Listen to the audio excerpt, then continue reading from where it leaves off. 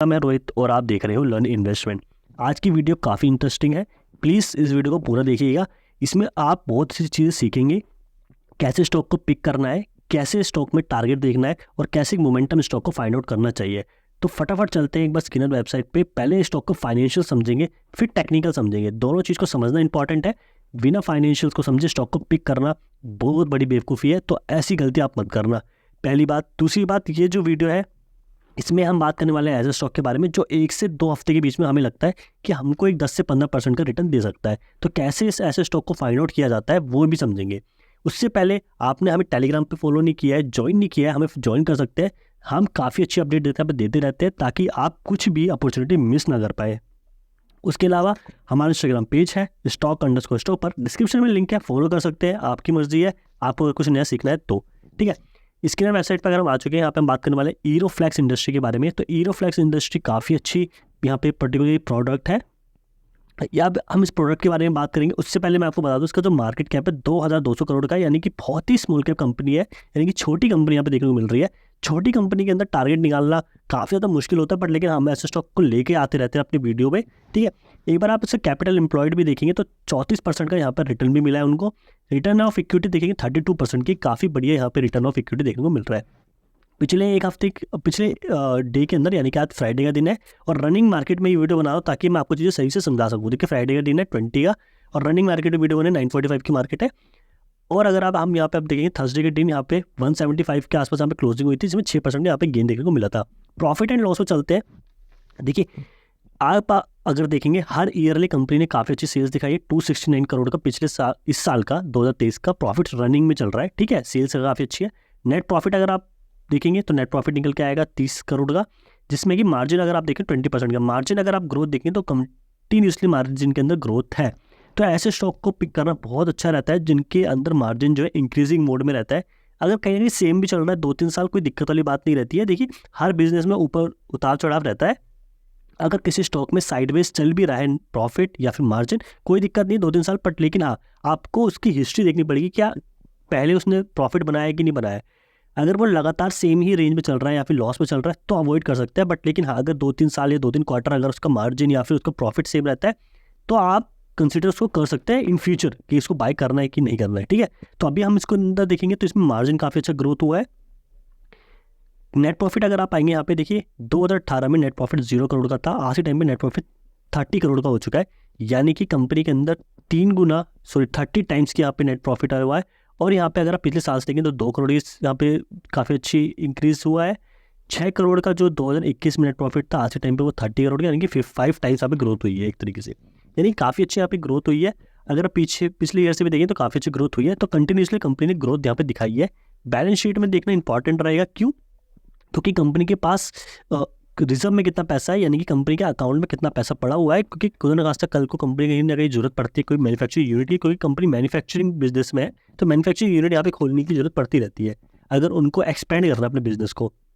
यहाँ पे 91 करोड़ का यहाँ पे अच्छा खासा रिजर्व है। 45 करोड़ की बोरोइंग है अभी कंपनी के पास, पर मुझे लगता है कि बोरोइंग धीरे धीरे कम हो सकती है। इतनी बहुत बड़ी कर्जा यहाँ पे नहीं है मेरे हिसाब से, ऑलमोस्ट डेट फ्री। क्योंकि अगर कंपनी को अगर ये कर्जा कल को अगर पूरा भी करना है या फिर पे भी करना है तो कंपनी के खाते में 90 करोड़ रुपये पड़े, यानी कि ऑलमोस्ट डबल प्राइस यहाँ पे पड़ा हुआ है। तो कोई बड़ी दिक्कत नहीं है। यहाँ पे एक और पैटर्न पे, यानी कि बहुत इंपॉर्टेंट फैक्टर पे चलते हैं, वो है शेयर होल्डिंग पैटर्न। देखिए 67% प्रोमोटर की होल्डिंग है, जिसमें कि कंपनी के DIs के अंदर हम बात करेंगे तो DIs ने होल्डिंग ले रखी 7% की है। इन्वेस्टर्स अगर हम देखेंगे पब्लिक वाले 25% की उनकी होल्डिंग है। FIs की होल्डिंग काफ़ी कम है यहाँ पे 1.1% की। अभी यहाँ पे ज़्यादा हिस्ट्री का रिकॉर्ड नहीं है शेयर होल्डिंग पैटर्न की रिगार्डिंग। अगर हम देखेंगे तो यहाँ पे काफ़ी ज़्यादा नहीं दिख रहा है रिकॉर्ड। अगर काफ़ी ज़्यादा रिकॉर्ड होता तो हम कुछ समझ पाते, बट लेकिन ओवरऑल ये स्ट्रॉन्ग है। ठीक है, क्यों स्ट्रॉन्ग है? क्योंकि 70% के आसपास अगर प्रोमोटर्स की होल्डिंग भी होती है या फिर 60+ भी होती है तो काफ़ी अच्छा रहता है। और प्रोमोटर FI और DIs की मिला के अगर 70% की होल्डिंग हो रही है तो दैट्स अ गुड कंपनी। ठीक है, तो यहाँ पे भी काफ़ी अच्छी कंपनी आप देखने को मिल रही है as term of shareholding pattern.